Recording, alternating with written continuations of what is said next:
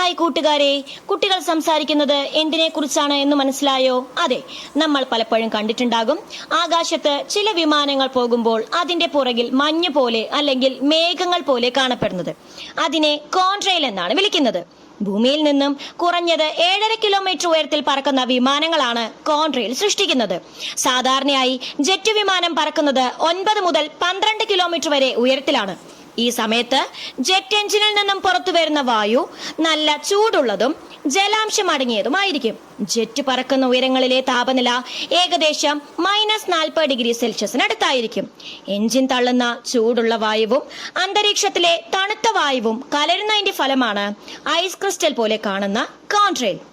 നല്ല തണുപ്പുള്ള പ്രദേശങ്ങളിൽ നമ്മൾ പുറത്തേക്ക് ഊതുമ്പോൾ പുക പോലെ വരുന്നതും കോൺട്രെയിലും തമ്മിലുള്ള ബന്ധം മനസ്സിലായോ? പുതിയൊരു അറിവ് കിട്ടിയെങ്കിൽ ലൈക്കും ഷെയറും ചെയ്തോളൂ.